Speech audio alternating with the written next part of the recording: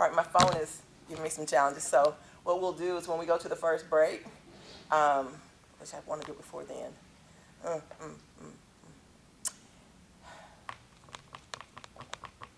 ain't worried about it.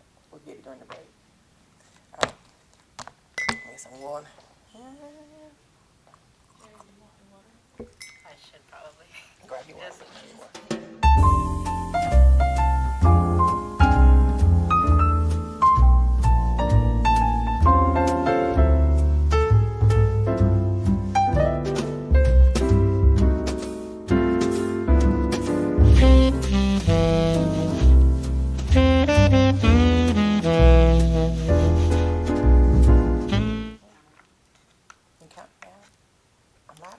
Oh, see? Hello, everyone. This is your girl, Regina Sunshine, coming to you live here at Regina Sunshine Global Network with the Regina Sunshine Show. A big shout out to my producers for today, CJ and Tansy. Thank you so much for being in the building. And to my amazing guest, all I can tell you guys is I'm really excited. I'm always looking to make divine appointments, and I've already made one today with one of our guests, Harry, that you'll meet later. But this is the Regina Sunshine Show. It's my version of midday motivation, helping you get a Regina Sunshine state of mind. And we have 4 amazing guests today already seated with me. We have Miss Terry Shaw. We have Harry, and I think I'm saying it right, Saffold. Junior Lamont Wright is on the way from Greenwood, South Carolina. And returning guest and family, Queen Thais, is in the building as well. So it's going to be an amazing show. A couple of announcements before I get to introduce you to this beautiful and amazing woman next to me. If you don't know, on August 24th of this year, we will celebrate 5 years of the Awesome Girl Awards. I'm so excited about the things that are happening. I have more nominations for girls this year than we ever have. And normally I'm begging people, nominate these girls. And this year people are like, oh no, we got you. And so in celebration of the 5-year anniversary, we are launching the Awesome Girl collaboration book. We have 30 girl authors. All have written a chapter about why they believe they're an awesome girl. And my hope is that this ministers to the girls that are reading the book. They'll find one girl, at least in the book, that has a similar talent or ability or hobby. And she'll say, well, if this girl is an awesome girl, then what? I'm an awesome girl. So I'm so excited about that. We're going to be at the Andrew and Walter Young YMCA. Thank you to Michael Supreme over there. They have sponsored the event, and so I'm so excited. Just a couple shout outs. Ronnie Thomas is going to be in the building doing science experiments with the girls. We have the Nzuru drummers, African drummers. They're going to start off the show. They're actually going to start at the beginning of the Y and play the drums all the way through the building to let everybody know we're getting ready to do this Awesome Girl Award. I'm so excited. And the Nzuru drummers were with us for the Boss Awards, and they actually reached out to me and they were like, we had such a good time, can we come back? And I was like, yeah, everybody loved y'all. So they're going to be with us, and I think those are the only men that will be on the program. But other than that, we have got I think 2 of our past Awesome Girls, Chef Shayla Wright and Chef Lauren. They're going to be catering the event. We have past Awesome Girl Daytime. She's our MC. We have a girl DJ. The entire program is girls. And I'm so excited. We've got violinist. I can't remember her name. She was an Awesome Girl last year. She's playing the violin. We've got Awesome Girl spoken word artists. And so there will be very few adults speaking from stage. The girls are going to take it over, and they're going to show us what awesome girls look like. And I'm so excited. It's the favorite thing I do every year. And so I'm putting the call out right now to business owners out there. If you want to do something for these girls, we accept all types of gifts because our whole goal is to enrich their lives, their dreams, their purpose, to help elevate whatever they're doing, to get, be a catalyst in their lives. So if you say, you know what, I could do this for the girls or whatever, go ahead and email me at reginasunshine.robinson@gmail.com. And I got to give a shout out to Representative Valencia Stovall from Clayton County, who always sponsors the Awesome Girls at the Capitol. And she already reached out to me. She was like, I'm looking forward to bringing the girls to the Capitol because she'll take them to get to meet the governor and just do all kinds of amazing things. And thank you, Representative Stovall, because you don't have to do that. You take time out of your busy schedule to spend a day with our girls, and it means so much to them to show that they're, that you believe they're worthy of your time and attention. And one of the things we like about taking the girls to the Capitol is that we found that so many of them, number one, if they've been on a school trip, but for some reason they don't think they belong there, that they, are not worthy of being in higher spaces. And we want you to say, oh no, there's a black chick that looks just like you, and she's out here running some things at the Capitol. So thank you, Representative Stovall, for always being so good to our girls. I think that's it. I got some other announcements here, but I'm so excited, and my head thing is slipping. I don't know if you see it slide off my head. I do want to mention what I'm thankful for. I normally go to my first break mentioning what I'm thankful for, and I've got two things today I want to say, and then I'm so excited about talking to you. Two things. Number one, second chances. So often we've been through things in life that leave us in spaces where we feel like, man, I messed up. I can't get back up from here. Or, you've done something that, the community or people have judgment about your life and they don't think you're worthy of a second chance. But we serve a God of second chances. And I'm just so thankful that we are given the opportunity to get up and start over and go out and live the rest of our lives, the best of our lives. So I'm thankful for that. And number two, I had an amazing conversation with a young lady yesterday named Kristen Colbert. When my sister and I started our first organization, E-Wait, our women's empowerment organization, I was looking for women to do everything that we needed, to design our logos, websites, everything, because my whole goal was to show women that they were capable of doing so many different things. Kristen was 16 at the time, and this is before she went to SCAD and all these other things. And I hired her as a graphic artist. I was the first boss she ever had. And I remember telling her, I said, girl, one day you're going to be so big, I'm not going to be able to afford you. Well, since that time, Kristen went to SCAD, graduated, began working for Sheen Magazine, has done some tremendous things. And we haven't been able to work together because her schedule was so busy. Well, she reached out to me, and she's actually designed the logo for Awesome Girls. And I'm so excited to have you back. I just want to say that because you have been with us on this journey. And for us to have seen you as an awesome girl at 16, now to see you flourishing, and you 24, 25-year-old amazing woman doing great things, and you're going to be a blessing to the girls that are in the room that day. And they're going to say, you know what? She started from where we started, and look where she is now. So a big thank you to you, Kristen Colbert, for always lending your heart, your gifts, your talents, and abilities to the projects that we do with E-Wait and Fiercely Sassy, and now Regina Sunshine Global Network. All right. Well, we're going to I'm not taking a break. See, I'm so used to taking a break. You see how that rolls? We're going to take a turn. Yes. I like that. And introduce you to this amazing woman that's sitting next to me. I always like to start off talking about how I met someone. And this is the very first time we've ever met face to face. That's right. But we've worked on a project together prior to this. For those who don't know, last year I launched my second book, in tribute to grandmothers, Lessons from My Grandmother's Lap. My grandmother had passed the year before, and I wanted to do something to honor her. And so I put the word out on Facebook and Instagram and different places looking for other women who might want to talk about their grandmothers. And this amazing woman reached out to me and became a part of, I think, one of the most special projects that I've ever done in my life. Welcome to our show. Thank you Terry so Shaw. much, Regina, for having me. I'm glad to be here. All the You way see my from hair Jersey, thing just came so all the yes. way off, so Yeah. yes, all the way from Jersey. Yes. Well, do this for our audience. Tell them a little bit about who you are and what you do. Oh boy, sometimes I don't know who I am anymore because I keep expanding. At first, it started off as a simple hobby of me being on Facebook, just writing inspirational quotes, and now I'm an author, an inspirational speaker. I had the opportunity last week of speaking to some primary school students, and their graduation is my first speaking gig, so I can officially say I'm an inspirational speaker. Yes! Over to a crowd of 1,200 people, and I'm so happy about that. So, and I'm also a spiritual teacher, so I teach people how to reconnect with their inner world and with themselves, because I feel like a lot of us have become so disconnected from the truth of who we are, and that impacts our lives on a daily basis.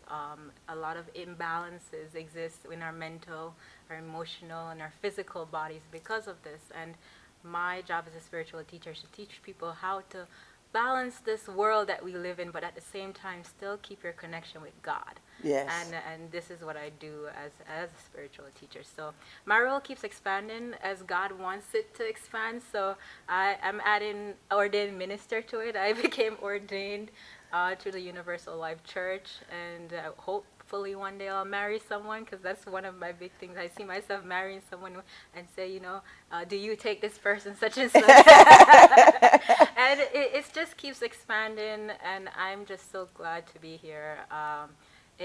Authorship is something that I know that's the path for me, because through my words and the words that I speak and the words that I write on my Facebook and my Instagram, and soon through YouTube, because I'm going to start my YouTube channel where I do meditations and prayers, teaching people how to use these things and incorporate it in their daily lives. I use this authorship as a way to reach out to people and show them, the importance of your words and how it carries energy, and how we should take care of the words that we say to ourselves and the words that we say to other people, because a lot of that interplays in how we experience life. And this is what my book, The Power of ABC, really is about. ABC's 26 words that I've used to transform certain experiences that I've had in my past, in my current experience, and certain things I want to experience in the future as well. So I use those words as a guidance for me, and they're connected to how, for instance, love. We've always seen love as heartbreak, painful, hurt. I transform love into meaning something universal, transcendental, and something that we can, transform in how we perceive life, and how we can take those words and use it to integrate to make things work for us. Yes. So, well, yes. Before we go too far in the book, I want to back up a little bit and talk about Terry. Yes. Because when we connected, and I didn't realize until today that Lessons from Our Grandmother's Lap was your first book. I did not know that. Because when I spoke to you on the phone, you were so sure and positive. One of the things we wanted with that project was people we didn't have to beg, people who were eager, that they wanted to share, and that was you. You were ready to talk about your grandmother. You were ready to share those stories. And so I'm surprised to hear that. So what I know now is then you just being prepared for what's happening now. That's right. So what was the original dream? Let's back up. Terry as a little girl. What was Terry dreaming about as a little girl? My dream as a little girl was to be a mathematician, and that's what I became. I became a mathematician, and I started working with numbers.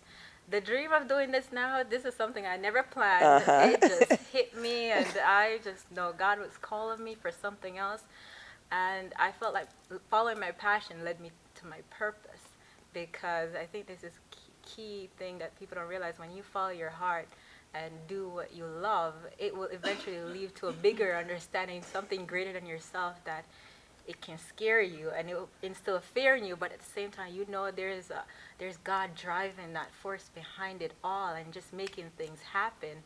And this is why, when I was a child, I always wanted to help people as well. This is something, but I was always reserved, very private. For those people who did know me, they said, she's always to herself. But there was so much potential in me that no one knew.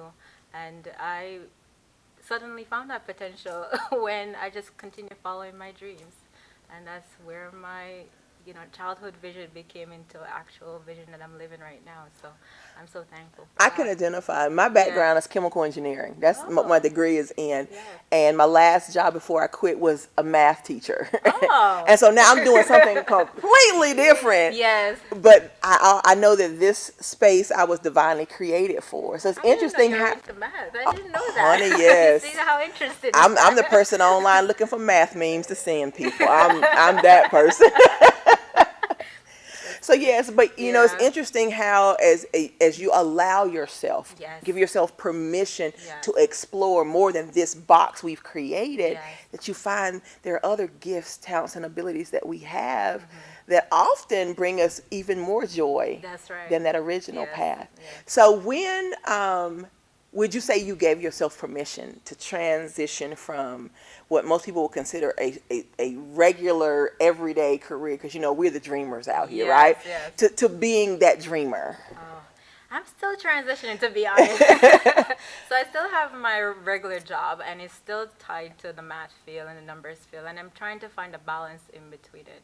I do love my job. I really do. I feel like I've given so much opportunity, and I think God worked it out that way, where I'm in a position that allows me to have such flexibility and That's such a good freedom thing, to yes. create certain things on the side that I've never thought I never dreamed of. So the transition process is still happening mentally and physically, but I'll know when it's time. Yes. And but spiritually, it has already happened. I feel it. And that's what I meant, Yeah, because energetically, I feel it. It's already happened. It's just for me to wait and be patient for when that time hits, and then it clicks, and and you just take that leap of faith into it. you Yeah. seem so much older than you are. You know what I'm saying, Queen Thais? You feel it? Yes, it's so beautiful. It's so beautiful, and I love it. Thank Well, you. so Grandmother's Lap was the first book. So Yes. now we're here to talk about Yes, the new book, that's right. Power of ABC. ABCs. So where did you get the vision for this project? Oh, the vision. This project came when I wasn't at my best. I was in the darkest regions of my life, and I was trying to change, but I didn't know how to change. A lot of the changes has to stem from my relationship with men, and I was repeating the same patterns, and I didn't know how to do it. So I remember I was so down and lost, and I questioned God. And I was, sometimes we get to that point we question God, and I said, God, I need you to show me a way. How can I transform my life in a certain way that I can also help myself but also help others? And this idea of the book came to me in a dream. And I started, in the first dream that I had was a dream of a tree, and then I started seeing trees and all these different things, and also the dream about ABCs, and God wanted me to question myself and question my belief systems, what I believe about love, who I wasn't forgiven first. Also, that was so key and important. Where was I holding on to resentment, bitterness, guilt, and shame, and jealousy, and all these different things? That's good stuff. And I had to go really deep. It's kind of like you have to go to an abyss of yourself in order for you to rise up out of it and see the light in the situation of it all. The concept of the saber tree really came from me watching a documentary. I was just sitting down watching like a documentary like any other day on my Amazon Fire Stick, and I remember this guy was talking about a harpy eagle. And from what I knew about eagles, eagles are very mysterious birds. They will fly in the midst of a storm or fly above a storm in order to see the bigger picture of life. And they were in this mighty tree. I thought it's this biggest tree I've ever seen in my life. And I thought this is a really good concept. Like, how can we transform something like that from nature into our own lives? Because a lot of times we tend to not to see the bigger picture of things, and that's me. I didn't see the bigger. I was kind of narrow-minded. Everything was black and white, but I needed to stand in the middle of it all and see the different aspect of where is it that I'm not changing? Where is it that I'm giving my power away to other people? And where is it that I'm not living up to my full potential?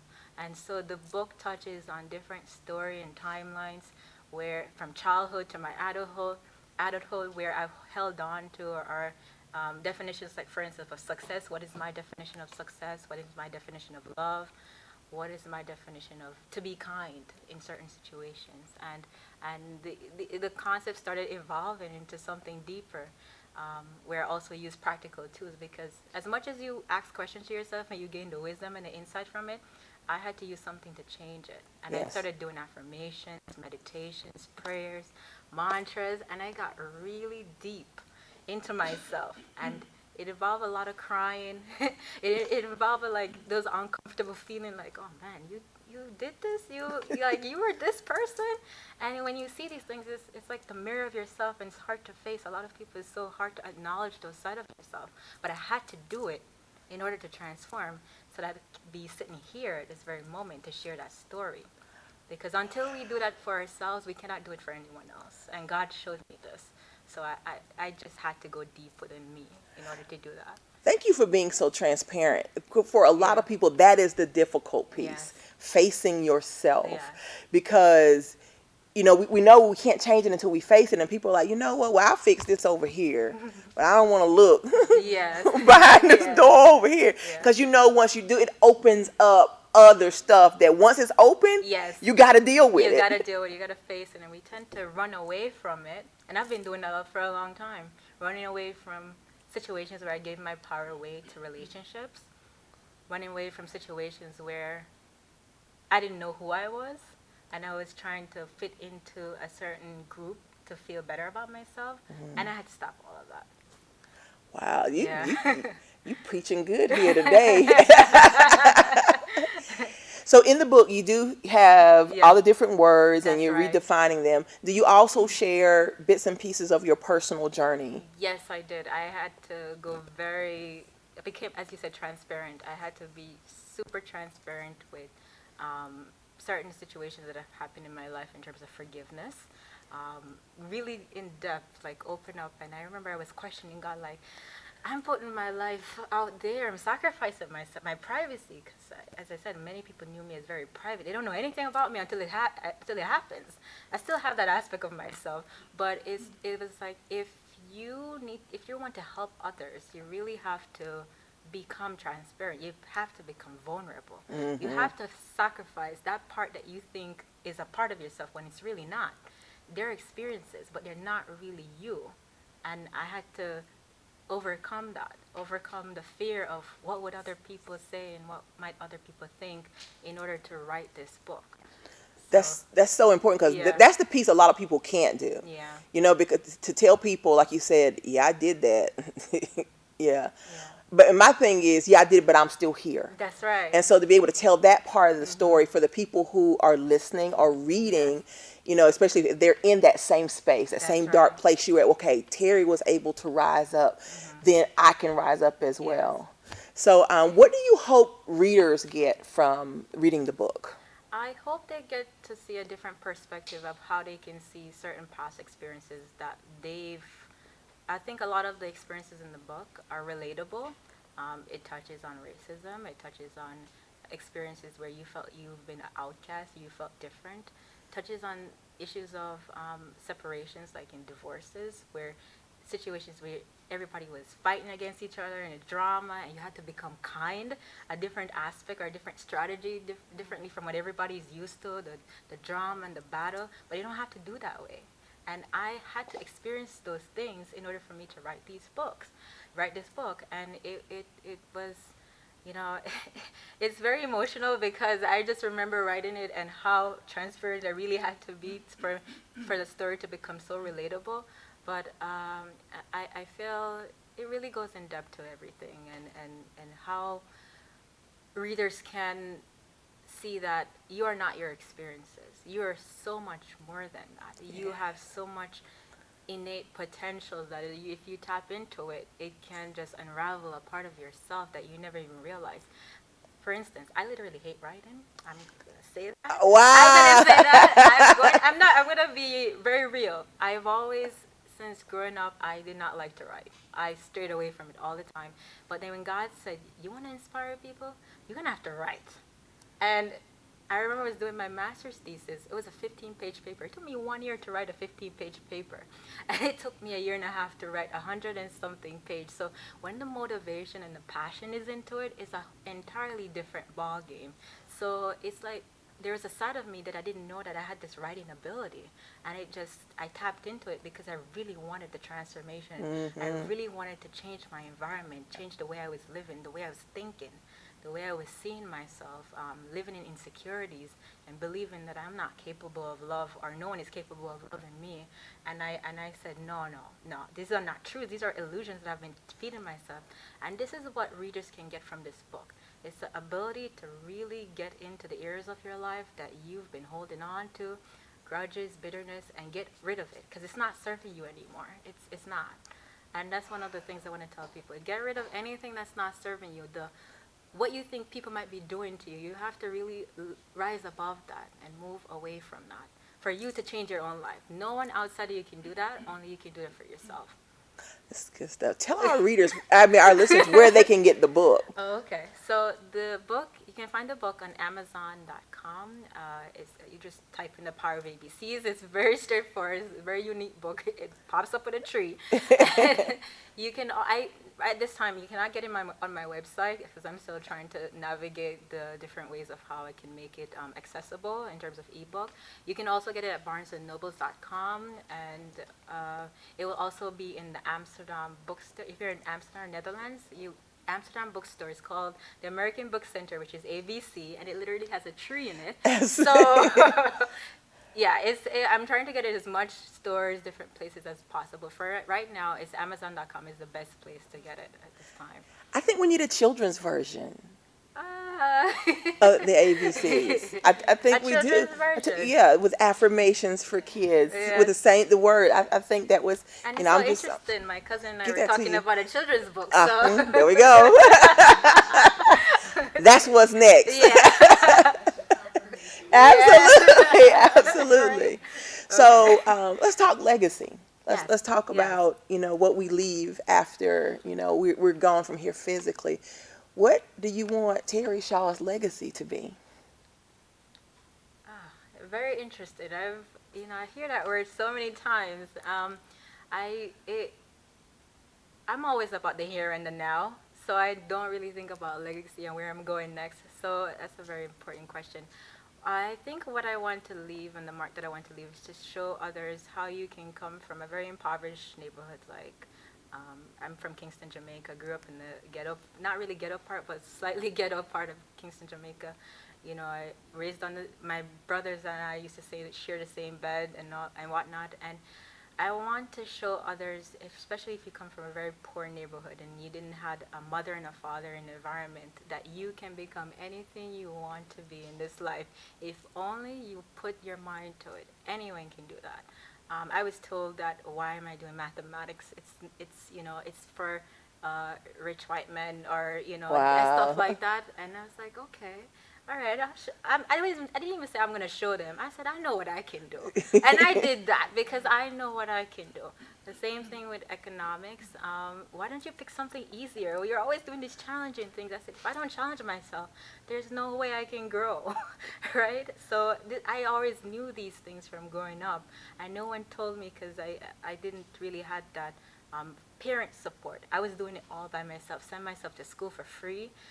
God also got to my master's for free, so I've always researching and finding different ways how I can improve myself so I can share this knowledge with other people, because I had to go through these experiences for me to help other people. Otherwise there's just no way I cannot read a book and then share with them somebody else's experiences. I had to go through it and grasp and fail along the way and do all these different things in order to share that wisdom and the lessons that I've learned from it. And so my legacy that I want to leave is to show people really that you can become anything you want to be. You just put your mind to it, and that's it. I love that. So if someone's listening and they want to book you to, now you're an official inspirational speaker to come speak to their group or their girls or whoever, how can they reach you? They can reach me at terryshawinspires.com. There's a contact form, and it will send a message directly to my personal email address. It's not to the generic website address. So if you would like for me to come out and speak to your girls, I love to work with women, especially women who feel like they're stuck. Yeah. I'm all for the people who feel like they're stuck and not going anywhere. It's also good to help people who are there already, but I'm all about wanting to help people who are, feel like they're stuck and they can't get anywhere, because I'm going to say, no, I want to help you get you out of that illusion of what you feel that you cannot do, because you have so much more potential. And it's my job to help you to tap into that. So that's awesome. Yes. Well, we're going to take a quick break and invite the other guests in, but as you were told just a few minutes ago, you're not going anywhere. You're going to hang around. I always tell people, you show up here, be ready for anything. So, you can add a little wisdom to the next conversation. Sound good? Okay, that's fine. Awesome. Well, we're going to take a quick break. When we come back, we'll be live with Harry Sappho Jr. here on the Regina Sunshine Show at Regina Sunshine Global Network. Great.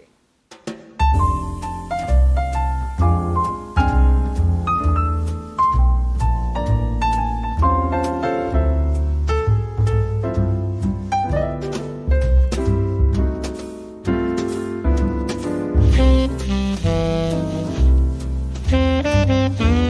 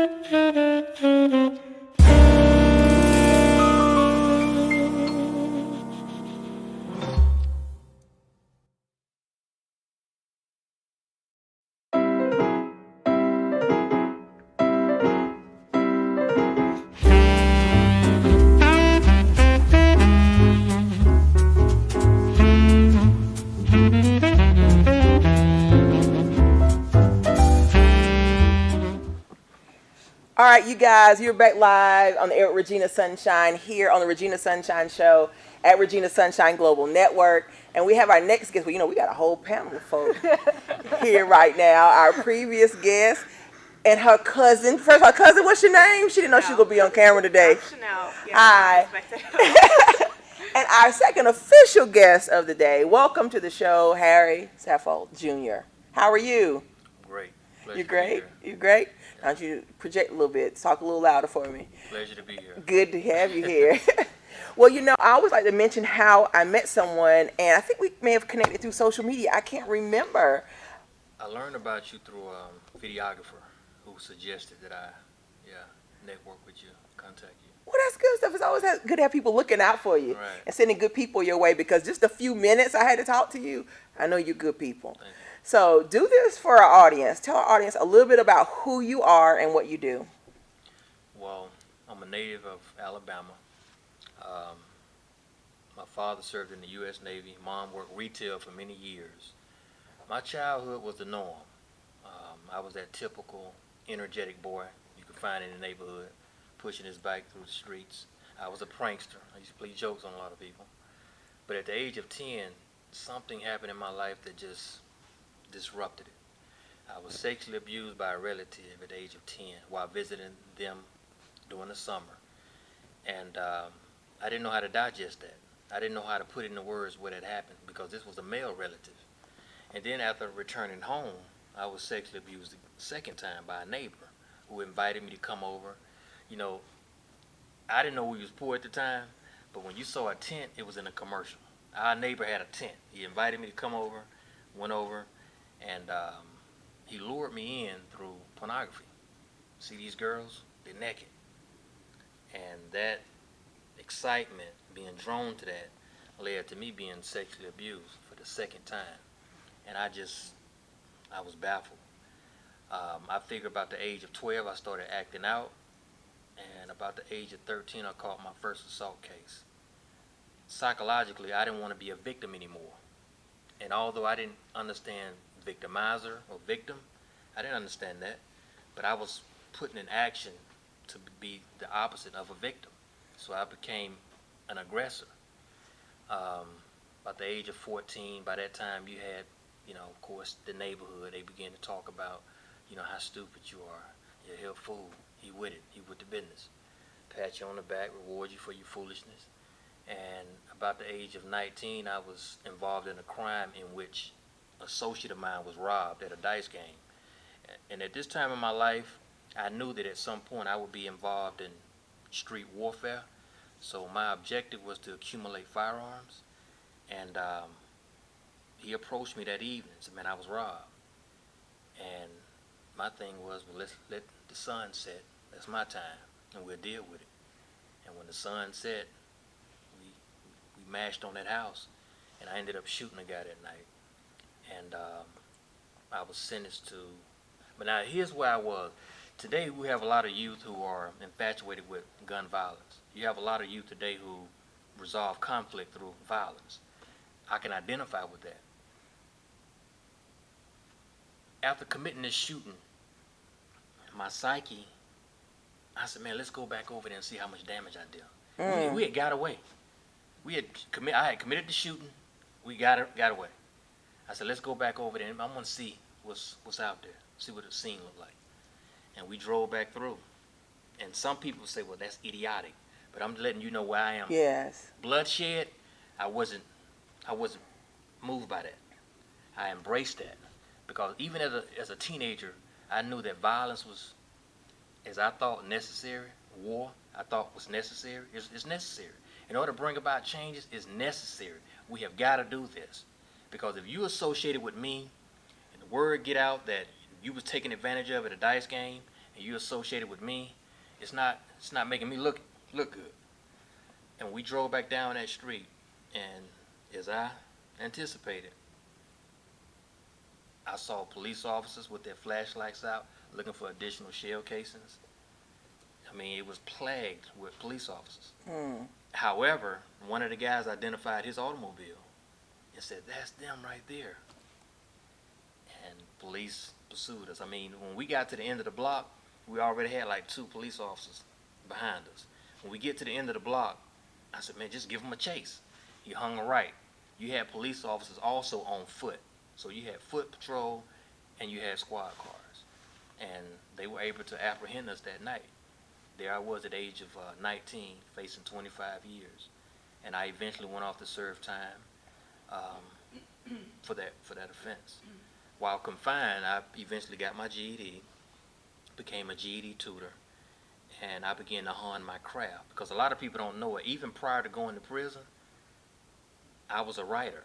I mean, even as a freshman, I started writing. I would take approximately 12 sheets of 11 or 8.5 by 11 papers, fold them in half, and I would illustrate, and then I would tie a storyline into it.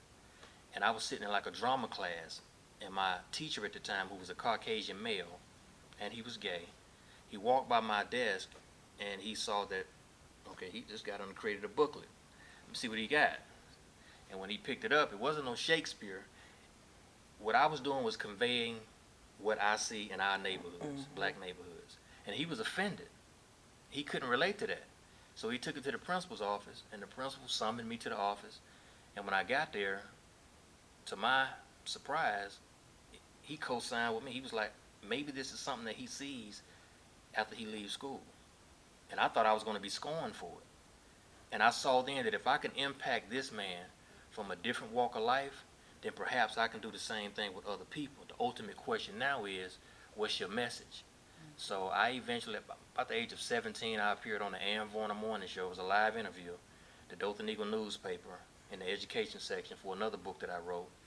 But after going to prison, I had literally like became a celebrity, because there were inmates who were into my material, officials were into my material. So while doing time, my thing was, okay, what do you do here, from this point on? Yes. My anger, unaddressed issues from my childhood, not wanting to be a victim again, caused me to act out in ways that have landed me here. And I remember I was on the level 4 yard, and I raised my right knee up, and I braced my forearm on it, and a tear descended my cheek. And I said, damn, how did I get here? And you got a group of guys over here, they smoking marijuana. You got homosexual activity going down over here. I mean, I'm in Sodom and Gomorrah within 4 brick walls. And I said, my lifestyle, my mentality has led me here. There's a biblical scripture that speaks about Adam, how the question was raised, now what are you going to call her? He said, I'm going to call her one man, because she came from my womb. And then it said that all the animals were brought to him, and he would give names to the animals. We have to name our world. So it's like speaking certain things, and then your actions lining up with what you speak, you will eventually create your world. And I used to sit back and like think about exotic buildings, houses. And I said, well, man, that was a thought at one time. That was somebody's thought. And then they began to speak on it. And then they brought the necessary men to come forth and bring this into existence. Yes. So it's like thoughts are things. Absolutely. Every time we think, there's a chemical around the brain that revolves around the brain. And if you crack that in your head, you can reach out, you can touch the substance, the chemical that revolves around the brain. So it's like, man, thoughts are really powerful. Now I know what that commercial meant when it says, the drug commercial. This is what your brain looks like when it's on drugs. And a mind is a terrible thing to waste. Now I know what that meant. So while I was in prison, I said, well, I gotta think a certain kind of way. I gotta speak a certain kind of way. And I gotta project a lifestyle that will lead me out of here. Just like I lived the lifestyle that led me in here. But since I've been released, I've done 3 documentary films. With me being an ex-felon, a lot of people wouldn't touch me. Not because the fact that I was just a felon, but my crime involves violence. So I found myself unemployed, and I said, what can I do with this time? Well, hold on. I'm going to pause for a second, because normally I ask questions, but I've been so intrigued by the story. Yes, me too. You're sitting Yeah, here. it's wow. As you're talking, can you go ahead and introduce your artwork so she can begin showing your artwork as you continue telling your story? So tell us kind of what we're going to be seeing that is going to be on the screen. Okay. This piece is called Sitting on an Empty Plate. I was homeless at one time. And when you're dealing with rescue missions, homeless shelters, they feed the poor. And a lot of that comes from donations. But because of changes, financial situations, in this country, even with nonprofits, let's say this establishment does not receive donations. This individual can go from sitting on a full plate to sitting on an empty plate. So I call this piece Sitting on an Empty Plate, because a lot of people don't understand the pressures that nonprofits are up under when it comes to feeding and clothing people. And when those donations are cut short, then you could be literally sitting on an empty plate. So that's the name of that piece. Well, back to what you were saying before we broke, and you were talking about how you began to change your mindset. And I'm looking at your artwork and seeing this being a reflection of that change, you expressing the things that you were going through. So start there. And what I want you to do, cousin, is as he's telling his story, just kind of flip through the pieces so we can see them as he's talking. So start back there when you begin to change your mindset. Well, being in society, you know, I have an old saying that I don't want to be a renegade, but a remedy to society. And while I was out there on the streets unemployed, I was compelled to do a documentary called Shoes Without a Closet, in which I went to live on the streets for a week to experience the homeless epidemic. All I had was my cell phone, and that was for my guy to come and, you know, meet with me. If I met a homeless person or a couple or a family, then I would give him a location, and he would come and, you know, sit with me, and, you know, we interview them.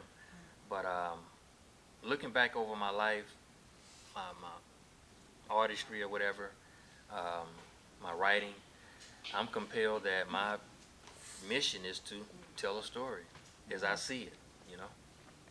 And that's where a lot of this art comes in as well. This piece here is called Lost Within Freedom, and it's a slave who have actually fled the plantation, and he gets out here in the midst of his freedom, and he's questioning, where's the north, where's the south, where's the east, where's the west? Should I go back to the cabin, at least having a meal and hard work, or should I continue to explore my freedom? So it's like, and even today you have people who are bound financially in abusive relationships, and it's like, I'm trying to come out of this situation. And when they get out here, it's like, should I go back? I know it's something waiting on me. Even though it's hard, it's waiting on me. Or should I continue forward? So Lost Within Freedom, it exceeds beyond typical, you know, slave scenery Awesome. or narrative. Amazing. So you talk about how you began to write. Yes, ma'am. Because you said you've mentioned documentaries since you and we see the beautiful artwork. Thank you. And you say you've written how many books now? So I got about 10 on Amazon Kindle. Oh wow, Thank you. that's amazing. Wow. So how did you go from concept to actually executing the first book? It's ironic that you asked that because my first book was called Hijacked Childhood, which is a documentary film that you can catch on YouTube in 3 parts, Hijacked Childhood. And what I did as a writer, I started brainstorming. And I'm born in 76. So I took my paper, I wrote 1976, and then I came down to the middle, 1986. And I thought about everything that was humorous from 76 to 86 and everything that was horrific to me. And I just began to brainstorm. And I went from 86 to 96 because I left the streets to go do time in 96. And those little notes turned into paragraphs, and those paragraphs turned into chapters. Hijacked childhood. Yeah. That says a lot, especially after you've explained what happened to Yeah. you. Because so often, especially in our community, no one wants to talk about what's happening in terms of sexual abuse.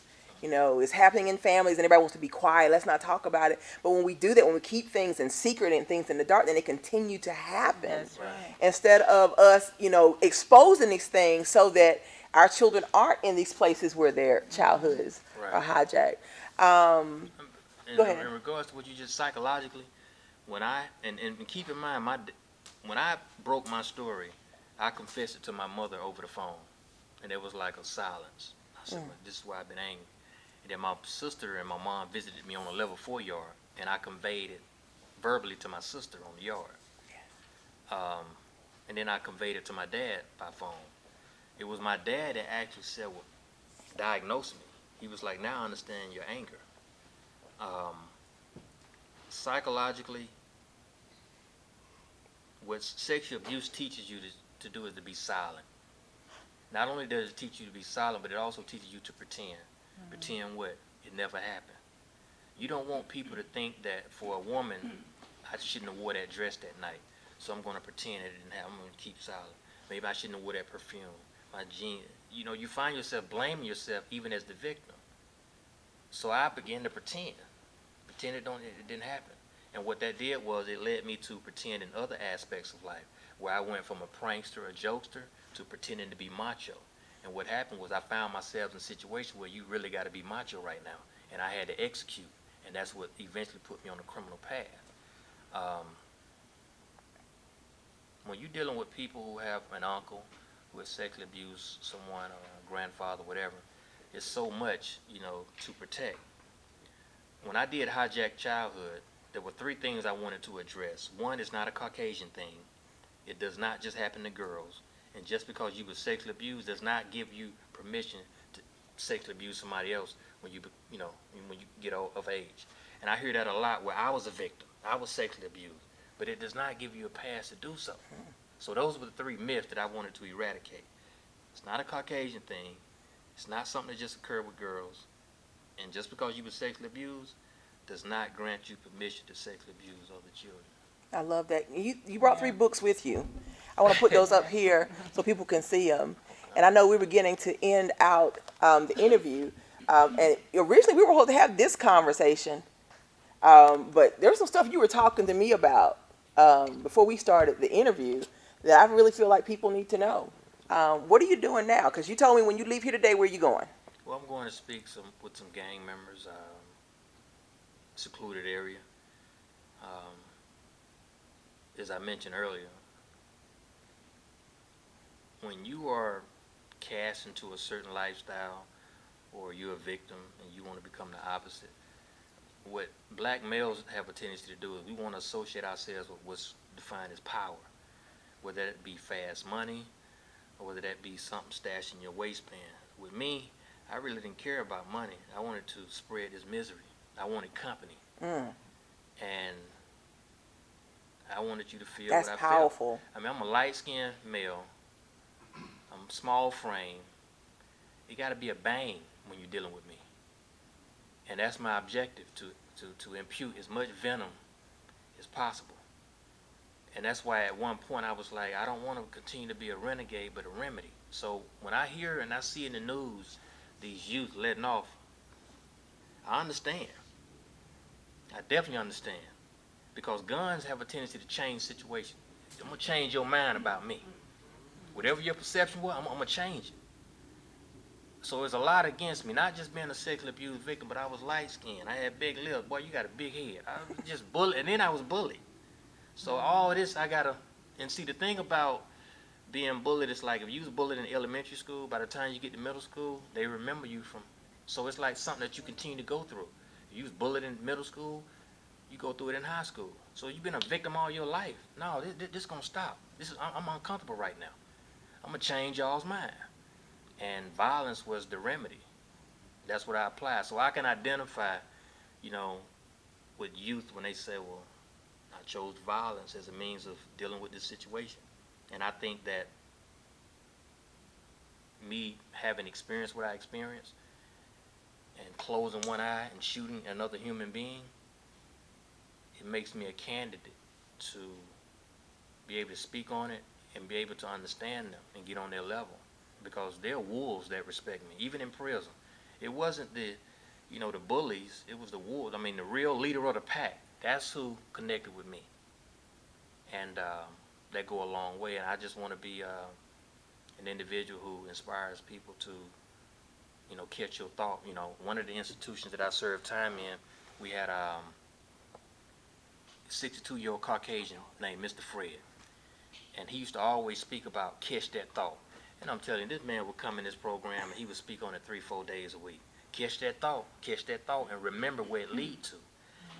And what he was saying was that before you act out, catch that thought. And catching the thought consists of, okay, if I smash on this dude, it's going to lead me into a cold courtroom.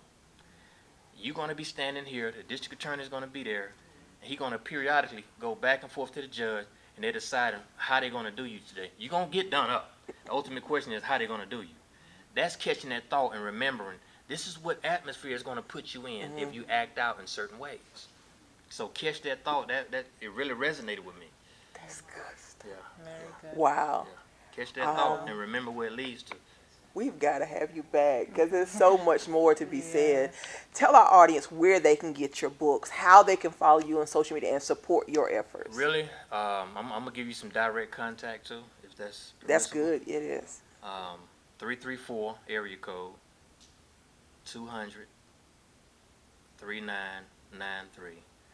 If you Google me, you'll see a variety of documentary film, books, Amazon, Harry Saffold Jr., Saffold. To be brief, this book here, I wrote that for black women as well as this one for black women, females or whatever. Had black girls been family orientated, it speaks volumes. But Harry Saffold Jr., Facebook, Instagram, and you can contact me at 334-200-3993.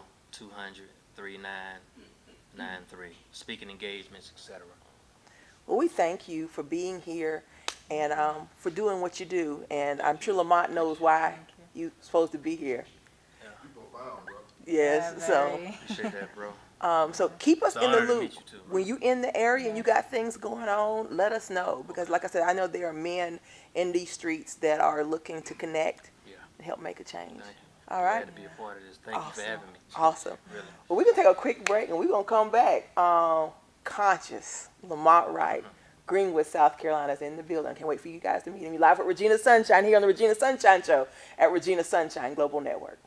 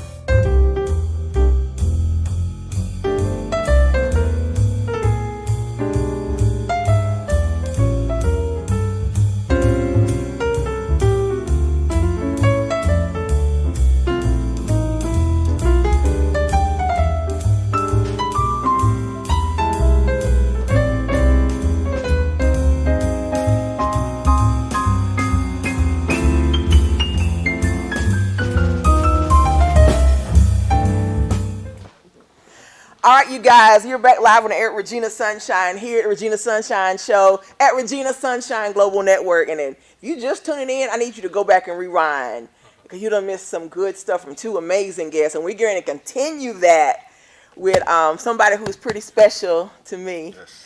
This is family right here for the first time because we've been trying to get you on my show. You know, I've been doing this thing almost 5 years now, bruh. From Greenwood, South Carolina, Yeah, it's been a Lamont minute. Wright. How you doing? I'm well. You I'm good? well, yeah, of How's the course. family? Family as well. You know, the wife is watching, so shout out to my queen. I love you. So, you know, every day. And those 4 babies. Man, look, it's never a dull day at my house. I know. You're such a hands-on daddy, and we'll get into all that. I like to mention how I met someone, and this is, I was teaching math at Piedmont Technical College in Greenwood, South Carolina, and Lamont was one of my students. And like so many of my students become family after that because, you know, one day after class, and this leads into your story, you came and you sat and you said, I'm tired of fighting this internal struggle between who I used to be. Oh, you can And the remember man, that? I remember that, Really? and the man I'm trying to be now. And I didn't know your story. Right. I didn't know the whole story. So before we get into that, just again, tell our audience a little bit about who you are and what you do. I'm simple. I'm intrinsic. I'm a family man, you know, first and foremost. I'm a family man, so my story keeps my family in line in a sense. And I strive to lead by wisdom through my pain. And I guess that what I do now is, you know, I don't no longer patrol the streets. I got my kids at home, and it's difficult to pursue justice within the community when the community itself doesn't care about the justice. So I mean, first, they say you got to love self first. You got to love self before you can actually grip the love of someone or something else. I disagree with that. And I say that because a lot of these cats that's out here in the streets, they got a love for what they're doing, but they have no idea who they are within. And by them accepting the narrative, it makes it that much worse, and it makes it that much harder to break that shell. And along with, you got these kids with no father figures in the house, with nothing positive to look up to but what they see. And what they see is what you get right now. And it's not everybody. It's not all of our kids that's doing that. And a lot of our kids, they'll use not having a father as an excuse. And you can't use that as an excuse. You can't let that be a breaking point for you or something to dictate the rest of your life. That to me, that's stupid to do so. But also, that's a lack of understanding. And that kid really never had a chance because they never had no one to guide them or to tell them what was this or what was that. And so they end up in that pothole. Yes. But what makes me different from bruh here and a majority of these other G's out here, bruh, I ain't had to do what I did. Exactly. And let's start there, because you come from an amazing family. You got two Indeed. amazing parents, have been married how long?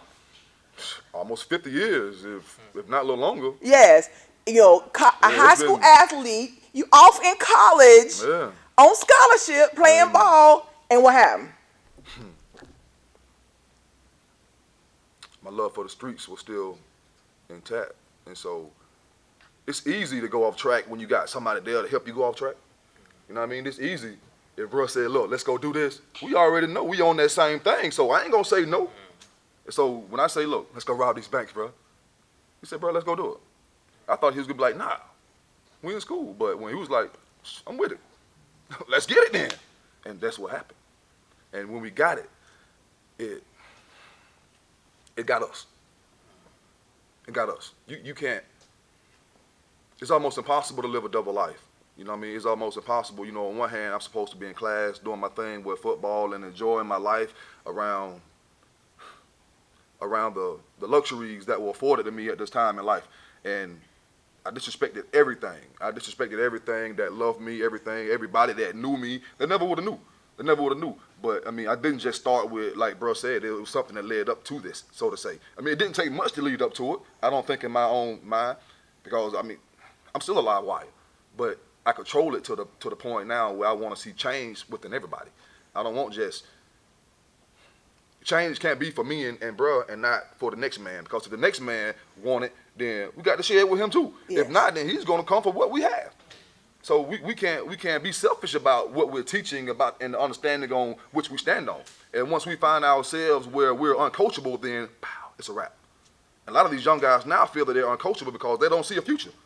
They don't see what can be tomorrow. They don't see what me and bro done seen. I laid behind that fence. I laid behind that wall. I ate with the toilet beside my head. You know what I mean? Because you on lockdown, what else can you do? There's two of y'all in the room. At the time when I was there, it was just me and the roommate. But as time went on, it got worse. So, and for now, bro said he can understand it. In a sense, I can too. But on the flip side, I can't. Because you got somebody here to tell you, if this right here equals this right here, then you're going to prison. Just like when young kids started smoking cigarettes. Why would you start smoking a cigarette when you know what it's going to do to you in the long run? It's going to destroy you. The same thing these streets are going to do. Your moms ain't in these streets. Your pops ain't in these streets. Ain't nothing in these streets but bricks and blood, and that's it. So, and by that being a guidance, they accept it. And when they accept it, they accept the destruction of their futures. And when you destroy my future, you destroy the next man's future, his family's future also. Because that piece is taken away. Not only did I go to prison, my entire family went with me. Because I had to depend on them to send me some money or whatever. And if they didn't, then I got to do what's necessary to make sure I ain't got no growls in my stomach. I remember you told me once, you got away. Yeah, When they were looking for y'all, you got away. Yes. What happened that you ended up getting caught? Well, I actually made it from one side of South Carolina to the other side of South Carolina. And during this bank robbery, all you could see is my eyeballs. Nothing else. It was impossible for you to be able to see anything else. So I made it back home. So now, of course, I'm supposed to be in school, but now I'm at home. Now I'm in the bathtub. First. My aunt is here. She's asking me a zillion questions. All these scratches, and why your fingernails so dirty? Who clothes you got on? Who clothes too small for you? So now I got to come up with a story off the top of my head so fast that whoever gonna buy it is gonna buy it. My uncle is down here. My uncle like, bro, let's go, cause I know you done did it. So come on, I'm gonna take you on, and you got to worry about going to jail, cause he was willing at that point in time to harbor me and to take me wherever I want to go. So my family was on one side 100% real. On the other side, I'm young, I'm 18. I can't live my life. I can't run forever, because if you ain't got no money, you can't run. Right. It's impossible to do so. And if the people who you deal with aren't thorough, then they're not going to house you. They're not going to keep you in their house, because they're in fear. First, bro, you went on for this, and now look what you just turned around and did. Who are you?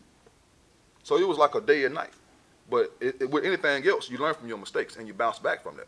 And so how they ended up getting me was my co-defendants. I'm thankful for them brothers. I am. I wanted to kill them. I promise you I did. But when them brothers signed statements, and I guess my karma knew it was time for me to sit back or die, because I really believe that if I wouldn't have went to prison, then I would have kept going at it and kept going at it. Who knows what would have been. I mean, I might have killed somebody in the process. And I'm glad I didn't, because we wouldn't be having this conversation right now. So now I can get back to the community from what I've been through, from what I put myself through. And it's amazing that I'm still able, to maintain and still to smile every day. It is, and I pride myself on how far I've come, and I pride my family on being able to go through the struggle with me. And believe me, sometimes it's a struggle, and every day is a different day. But I still remain humble, and I'm going to remain humble. Yeah, so. I've seen it. I've seen the transformation. Yeah. How long were you out when we met? I came home on my birthday in 2005, so. Wow, that wasn't long Nah. until we met. And I remember you said, and you cried that day. You were like, "This." I don't know about no crying now. You cried. I don't let know him. about no crying now. Wife, he did. Don't But you were talking about again this struggle between the old man and the new man, and wanting to be this amazing father and husband and a man in the community that you could have conversations with these boys, and they would be like, you know what, I Sure can did. receive it from you. Sure indeed. And I've seen that happen. I've Yeah. seen all that in your life. What has it been like, this journey from that dark place to now? You got one of the most beautiful families. I mean, y'all fish how many days? You and your boys, y'all out fishing this weekend. I think somebody we sent me a was out there picture. Look at all these yesterday. fish Yeah, we was out Lamont there them caught. Yeah. And it's a beautiful thing, because people see you. Number one, we talked about this. When you walk in the room, people have a certain perception. 6'6", all that, right? Yeah. And then they get to talk to you, and they find out this man love his family. If y'all saw his kids, when they see him coming, you like you the son to them. You know that, Without a right? question. They Without a run question. like it's Without a my doubt. daddy. Yeah. Tell us about that transformation from that dark place to the man now who is the example of what you can become if you decide to. I'm still in that transformation, and I still think there's a lot of work that I got to do within myself. I look at my qualities through the qualities of my kids, and I'm a pessimist. So, and by me being a pessimist, I look at the worst side of it first, and I look at my boys, and one of them is one side of me, and the other one is the other side of me. At the same time, by me being a pessimist, I don't like what I see, and so, and I can be honest with myself. Whether I'm in front of 100 people or Yes, I when know I'm that just looking about in the you. mirror, that's Yeah. just me. And when I view my boys, I see some of the qualities that they have, and those qualities I don't like.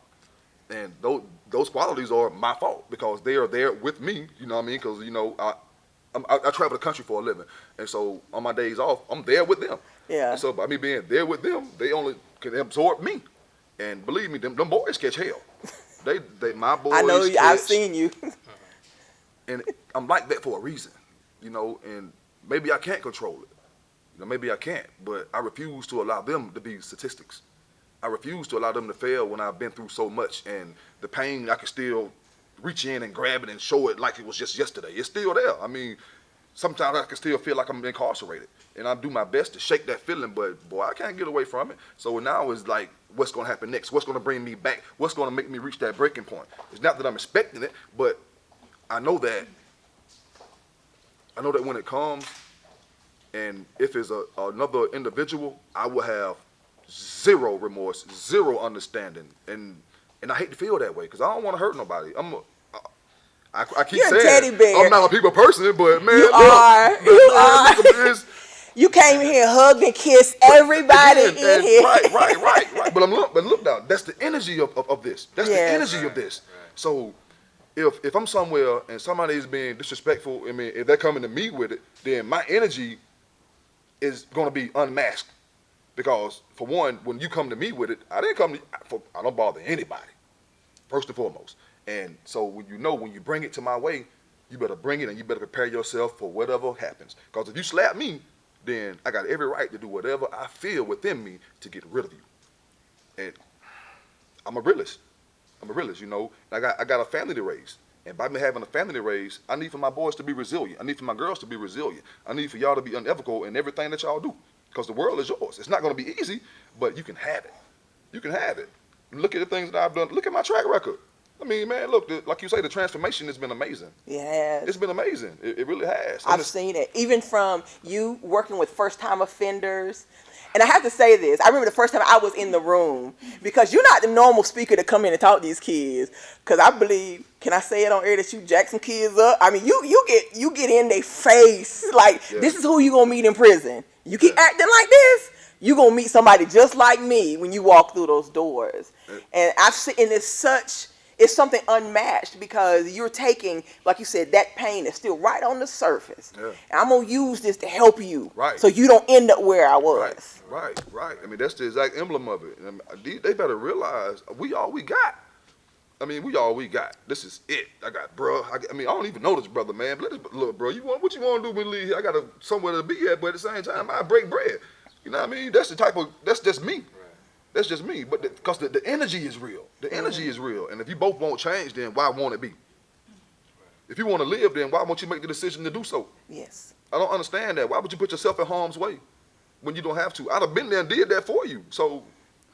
And I remember you said that, and that was one of the things I told Harry when he started sharing his story, because the stuff he told towards the end, he didn't put that in his bio, so I didn't know that. When he started talking, I was like, oh, the brother is coming, that y'all supposed to meet up and connect. I knew that. But I remember you telling me, and it's stuck in my head, and I shared it with Harry.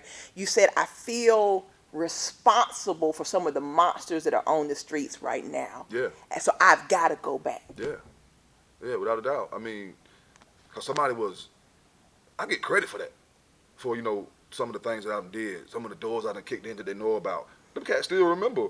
I remember you being wild back in the day, bro. Man, there ain't no love in that, bro. I was desperate for attention to change my life, to be. I mean, I had both my moms and pops, but still, you know, it's still something that was still missing. But I think it was something that I had to figure out on my own, maybe, because there wasn't nothing that they could actually give me more. I mean, all they could understand was what they understood.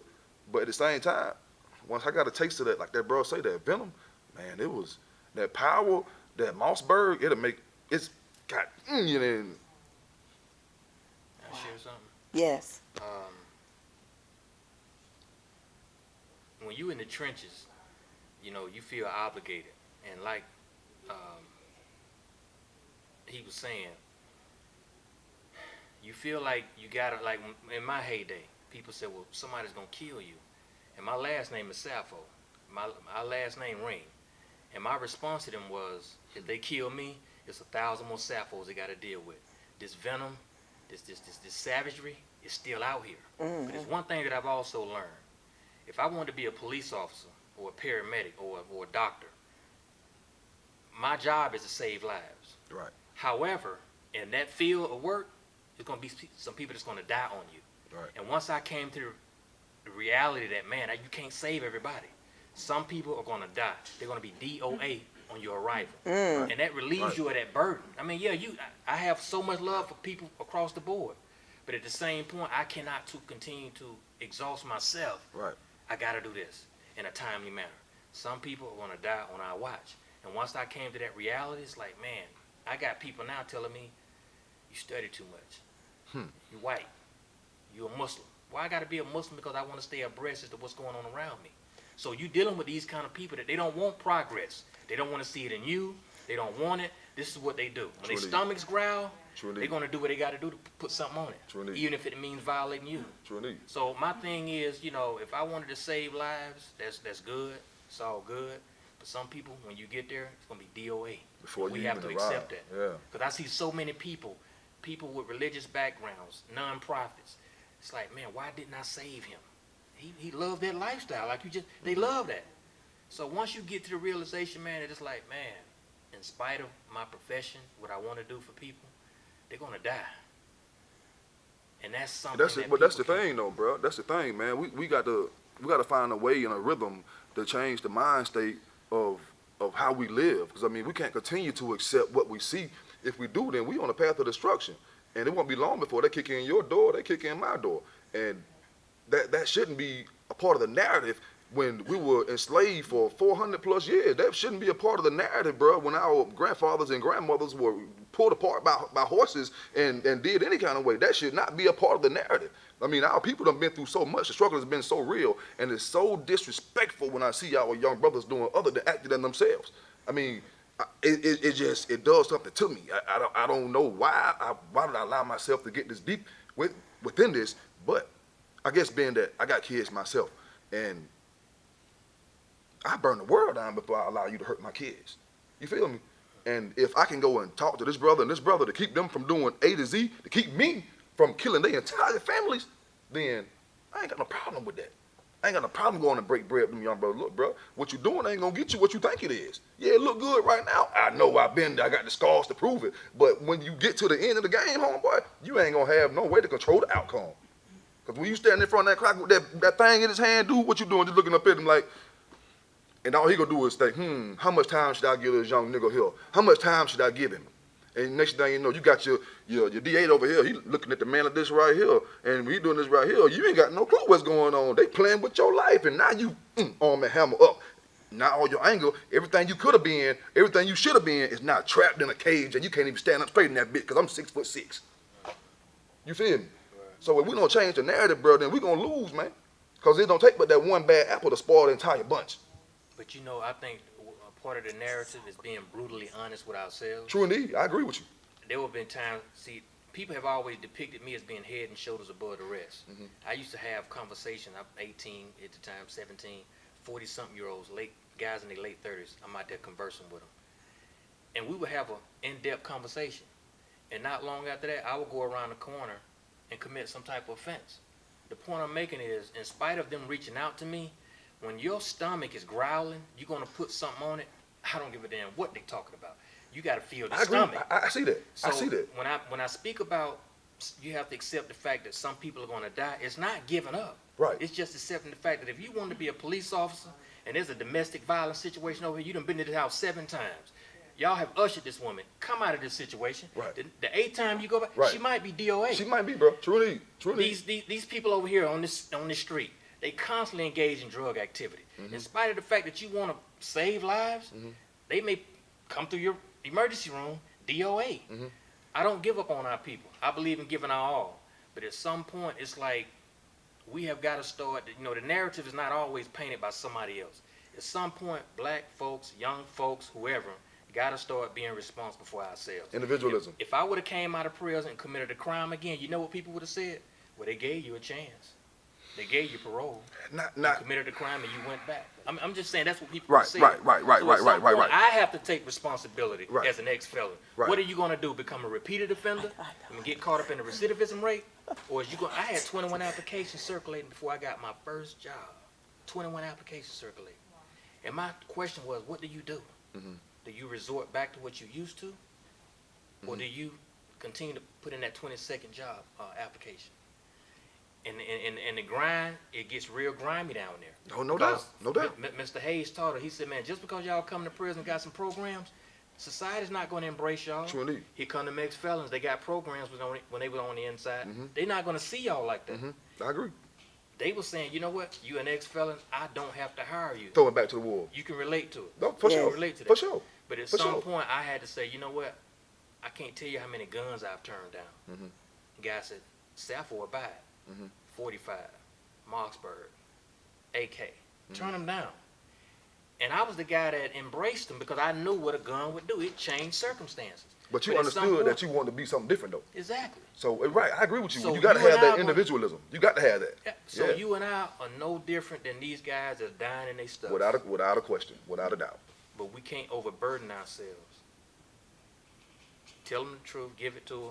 And let This it be. What my scars were. That's why I'm Right. so transparent. Even Right, if I'm in a relationship with a woman, I tell her I've done time, I was sexually abused, because I feel a woman should have the right to decide whether or not she want to trust me around her children, around her nephews, her nieces. So I tell her I was sexually Damn, bro, abused. that's deep for you right there, bro. Already. Yeah.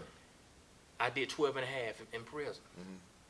You got to be transparent. You gotta be. And I think we're living in a time now where so many people want to be bosses, so many people, they want their images on the billboard. Right, Nobody right, wants right. to show their scar. Right. Show me who you are. Right. Yes. Right. Everybody right, got their best right. behavior. Even if Right. two guys meeting, my money long, bro.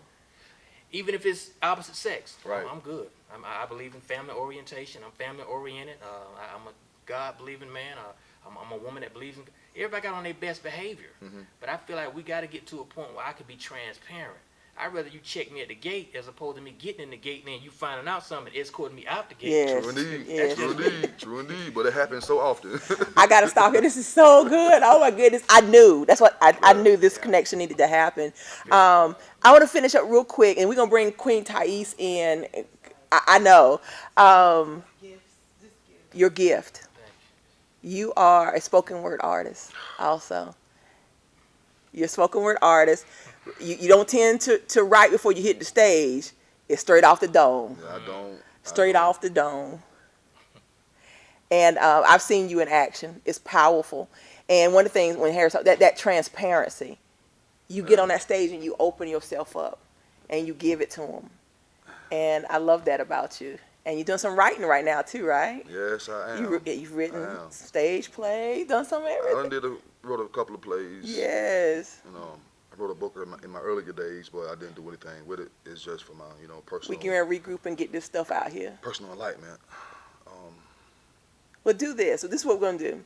We're going to end the show. We're going to let you spit at the end. So go on. Yeah. We're going to take a break. Bring Queen Thais in so we can talk about this beautiful Liberated Minds Black Homeschool Expo coming up. Yeah. And we're going to let you Yeah. spit to close out the show. That sound good? That's cool. All right. So we're going to take a quick break. Bring Queen Thais in, and we'll be right back.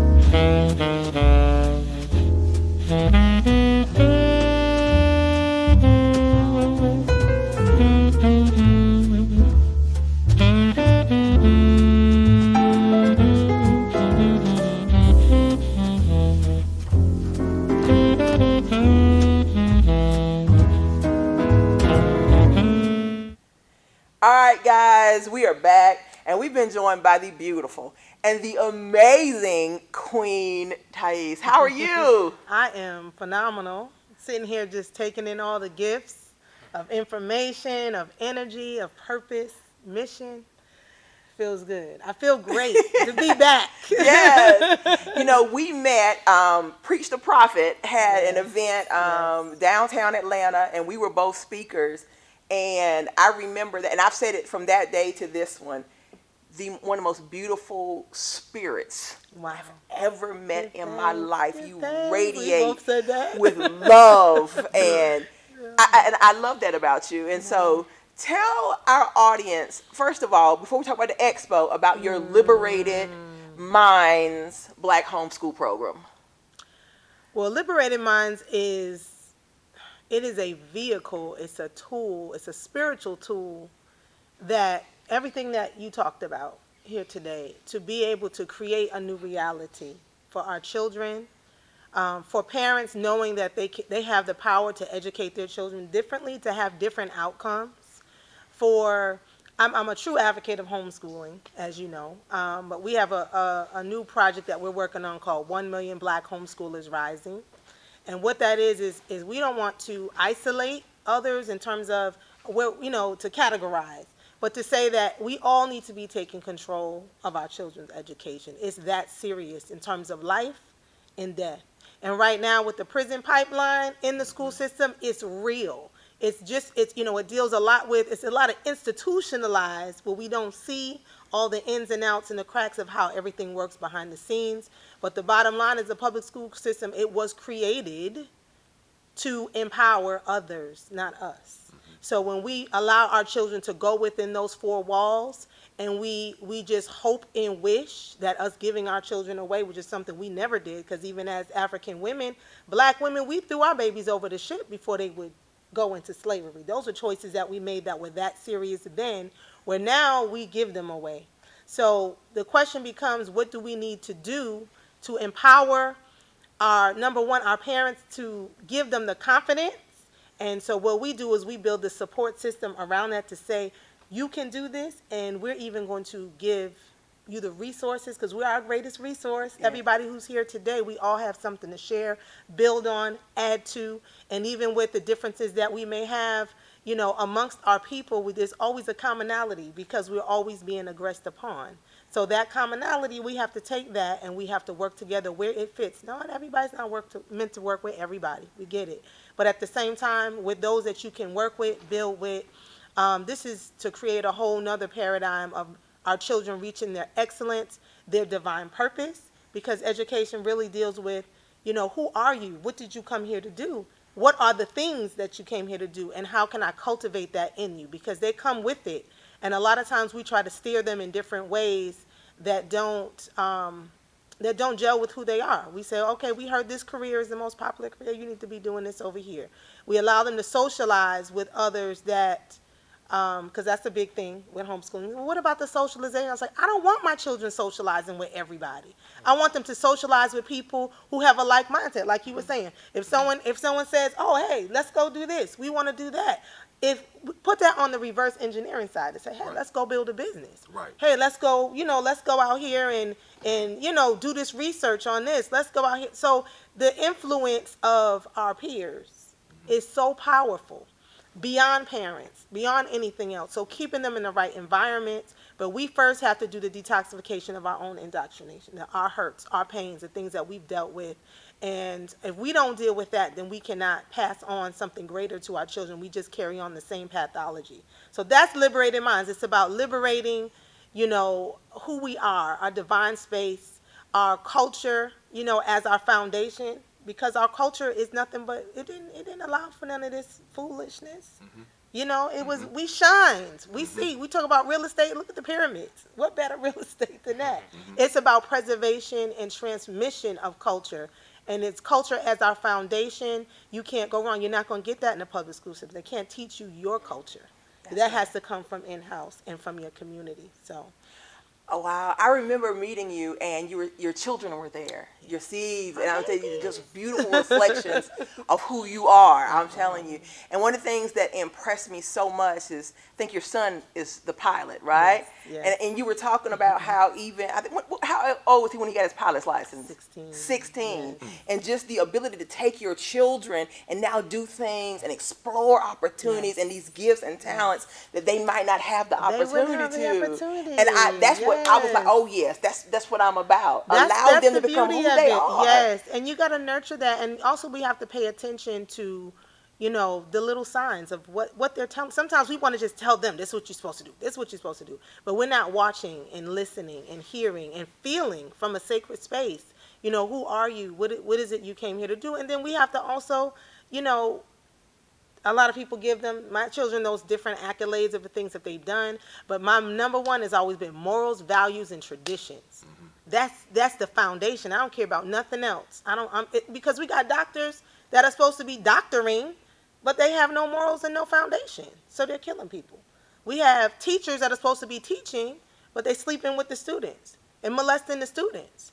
And evil things in the classroom. The words come out their mouth. So I feel like there's a commitment first to your morality, to your character. We call that Iwa. Your character. Who are you first as a sacred being, as a continuance of your ancestry, of your creating a legacy for your family, that you're not just an individual, that you have a connectedness to your family. And yes, our families are very broken.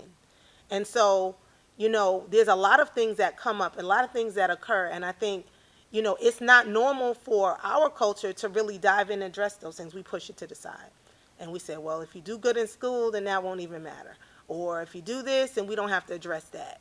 And all that does is perpetuate all of this situation. So when we're dealing with, for me, for homeschooling, it allowed me to keep a finger on the pulse, to see what's going on, and then having the resources of that collective. And sometimes I did, and sometimes I didn't. Sometimes it's trial and error. You just got to kind of figure it out as you go, and that's sitting in your meditation sometimes, and not always looking for everything to come from outside, but sometimes just sitting and listening to your soul and your spirit, because we get to going and doing and cell phones and this appointment and that appointment and running our children around and got to get to the store and got to get here and got to call this person back, that sometimes that's busyness to keep us from tapping into what we really need to be accountable for, So, so I love what I do. I'm an educator for 20-something years. I've been homeschooling for 20-something years and working with others from in a homeschool environment to I taught in the South Bronx,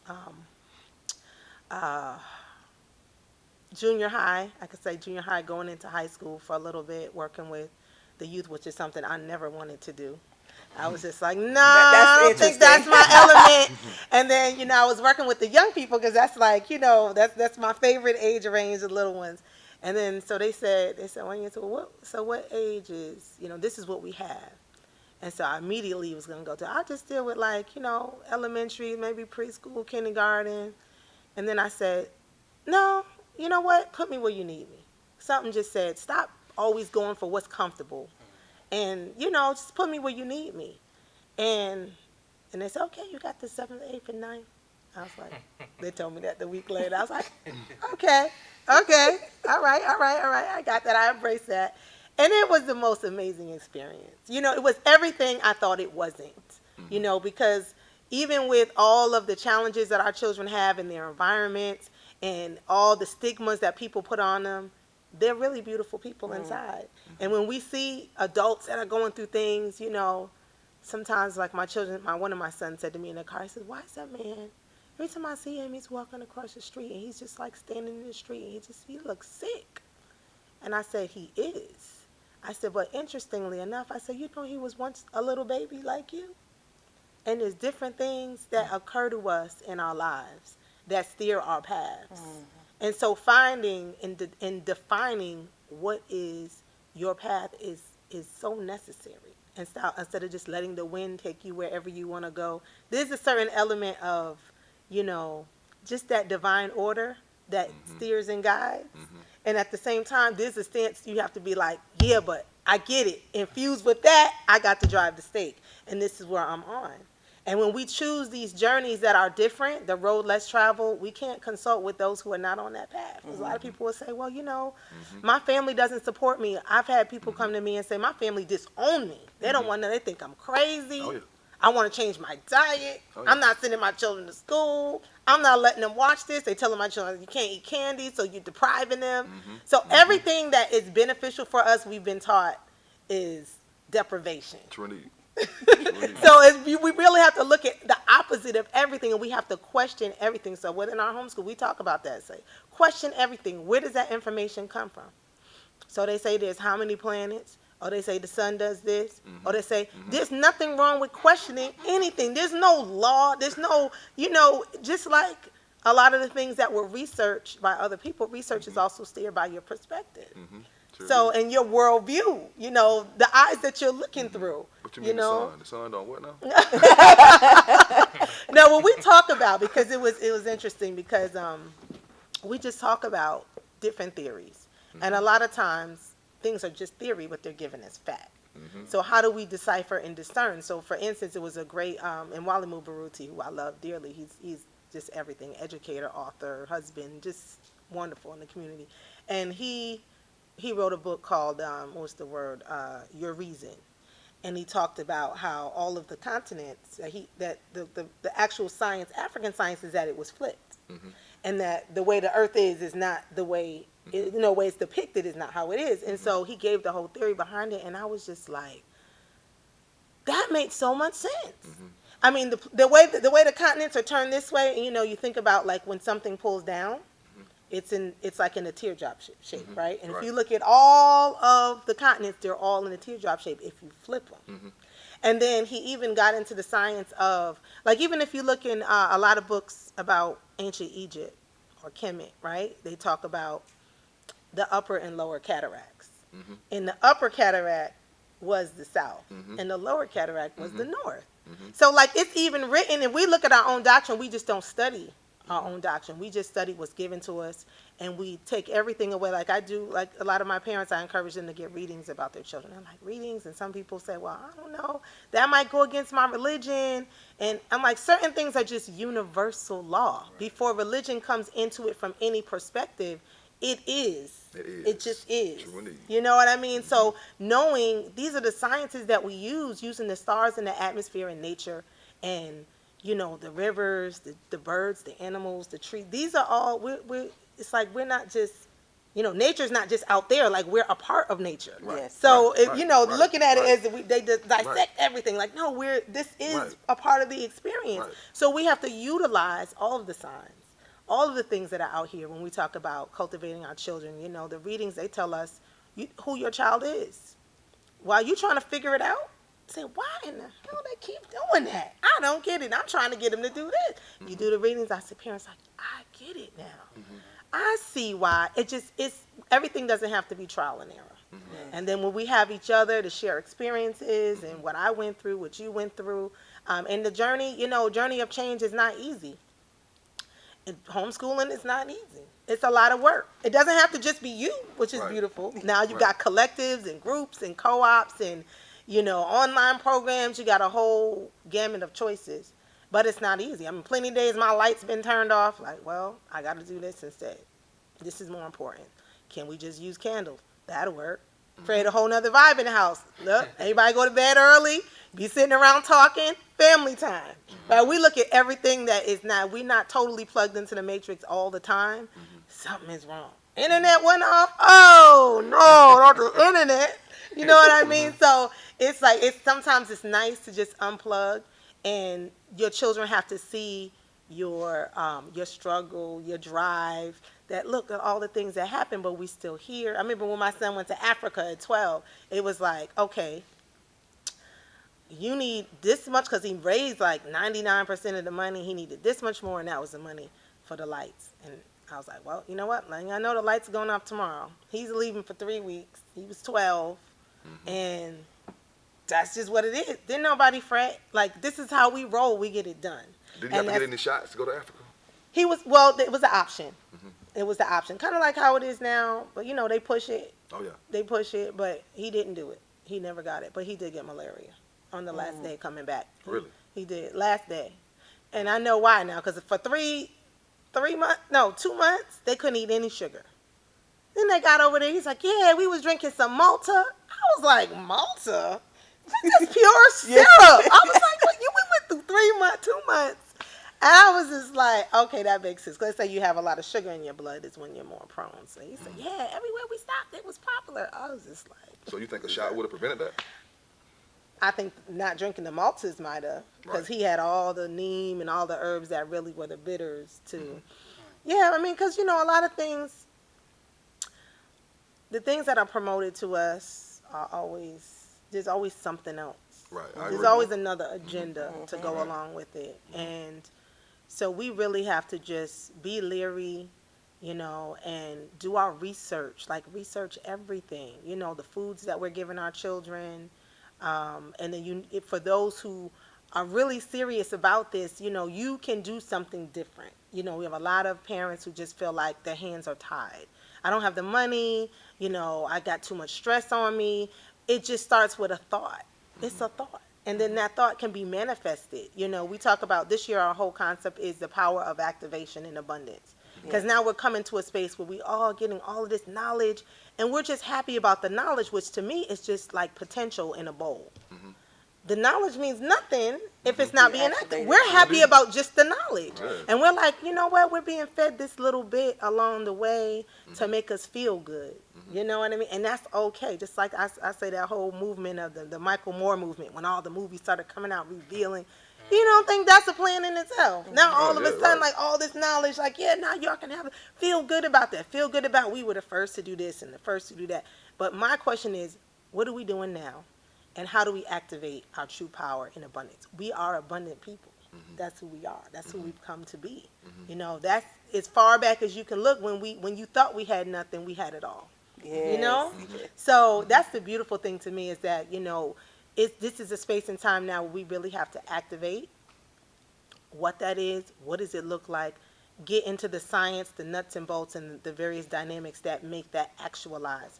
Our children, like we have Sister Gabby coming through, great example. Oh, I've been Great wanting to meet exa- her. Oh, Yes. great example. You know, a young sister with her own business, 6 figures in the 6th grade, just Yes. from a thought, just from an idea, something so simple, 75 micro franchising. She's for Gabby's real. bows. Gabby's bows. Yes. But what I love about her story the most is the transformation. So as we're pushing our children towards entrepreneurship, and it's important that we own our own, that we support our own, we also have to instill in them that, the give back, that the responsibility to give that back to the community. And I always say, we're not building businesses, we're building empires. Right. We need long-standing infrastructure that is going to support the needs of our community. Right. So I see a lot of people, they post on Facebook, oh, this person does, they graduated from college at 5, and it's like, but then Monsanto got them already on the path to go work for them. So it's like, it's not changing anything in our community. Right. If we're not raised to understand our culture through our eyes and excellence through our eyes, we just turn around and we give back all our talents and gifts to those who are oppressing us, Right. which makes no sense. At all. At all. So anyway, Expo. there we go. Liberated Minds Expo. Because this is where the This connections is happen. the magic. Yes, this is our 8th year, which I can't believe it's the 8th year. Just in the blink of an eye. It's July the 19th through the 21st, right here in Atlanta at Georgia Piedmont Technical College, right in Clarkston. So I can't even put it into words. Like, it is a sacred space for Black people to come together and feel empowered. We have parents, homeschoolers, elders, mothers, fathers, everybody who cares anything about taking control of our children's education. And it's the serious-minded. It's only the serious-minded. That's what I love about it. It really weeds out a lot of the nonsense, because it's people come from all over the country. We have people coming in from all Kenya, over the world. yeah, Yes. this year, people from the UK. Just, it's everything we're dealing with here is happening worldwide. Oh, yeah, true indeed. And if we don't tap into the understanding that, this is happening to us collectively throughout the diaspora, no matter where we go. So that energy, just like the 400 years of enslavement, has to be the next 400 years of re-engineering. True indeed. We got to re-engineer, reverse engineer what we want. And it's going to take time, like it took time. It's going to take time, but it's also going to take perseverance, resilience, non-compromising. We can't compromise all the time. You know what I mean? A lot of times it's like, okay, like for us, like that's a very sacred space. Like, I'm not going to compromise that. Like, this is for our people to heal.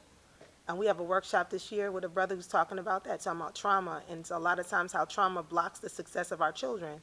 It creates behavioral issues. It creates a low self-esteem, all the things that it creates, and we're still trying to ram in, can you get an A in math?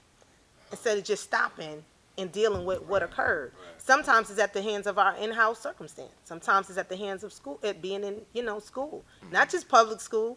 A lot of people have other schools, but it's a public school mentality. Because until you detoxify and decide what's important and redefine success, it's not just how much money you can make. True indeed.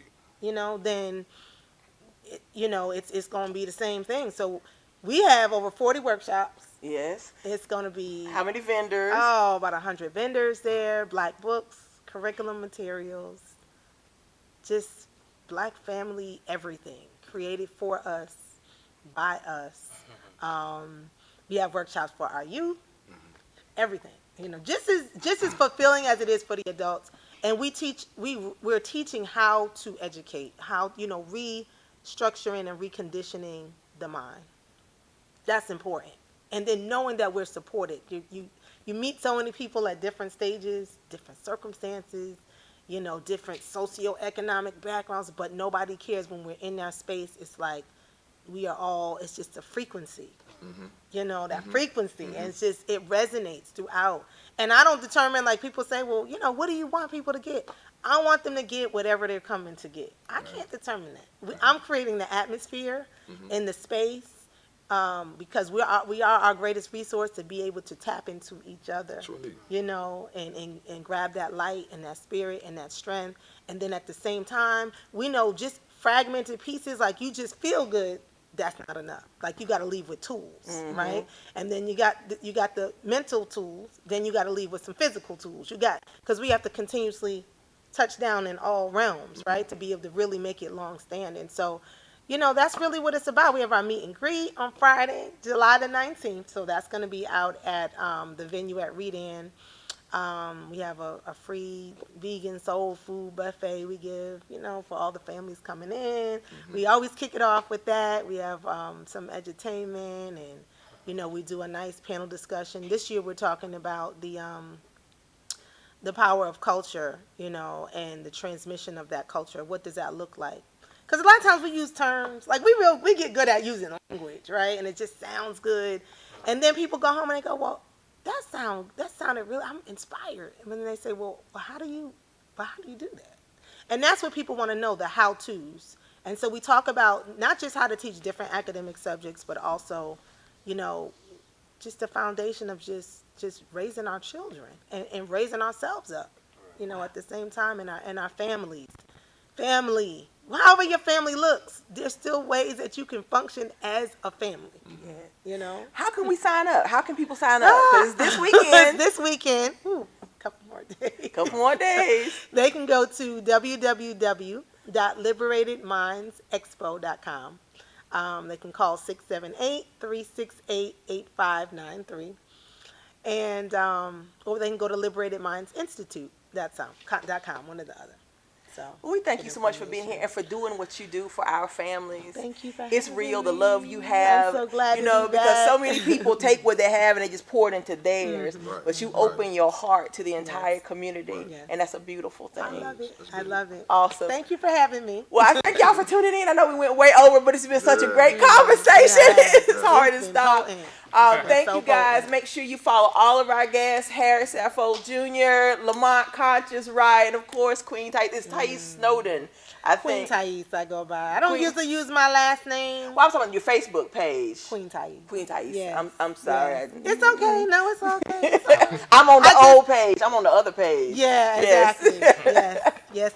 Well, we Evolution. thank y'all so much for tuning in. I'm going to do my little closeout, and then as we roll, I'm going to give Conscious 30 seconds to spit whatever's on your heart right now. So to my audience, remember this: God loves you just the way you are. You are beautiful because you were created in love. You were fearfully and wonderfully made. You have the seeds of greatness within you. You were born to live a victorious life. You are brilliant, gorgeous, talented, and fabulous. You are worthy of the best things in life. I thank y'all for tuning in. I leave you my personal motto. I always say it's not over till I win.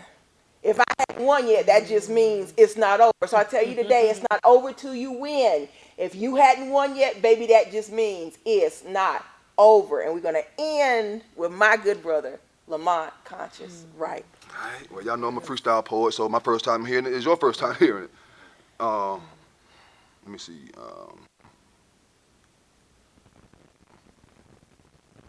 I thought I was giving my all, that wasn't enough. So now that when it rains, blood drops. When I came to realize that it was my soul that was fertilizing these concrete streets, I realized that my path was just to be beat. I realized that I had to come upon something different than what I was used to. I understand that I had to have a different understanding than what I was used to. Because you see, what I used to do is not what I do no more. Now I give an education with a lion's roar. Now I come through when I need you to understand that if I don't have my man and my sister, then we don't have a plan. If we don't have the village, then what is the reason? If we don't have the village, then what is the reason? We've already missed triple out. I'm a freestyle poet, so I'll give it to you as it comes. We've already missed out on what we have. If we don't grab our kids, then what will we have? Today, tomorrow, all those things are past. When it rains, blood drops. Blood drops that give us a different path. A path that we now are misunderstood by. A miseducation that we've been given. Now our kids just ended up in prison. Now they're just mishaps. Now they run amok. Now you got to come back to give us more than just a book. I'm going to leave you with that because my mind is somewhat different. Until next time, peace. Enjoy the rhythm.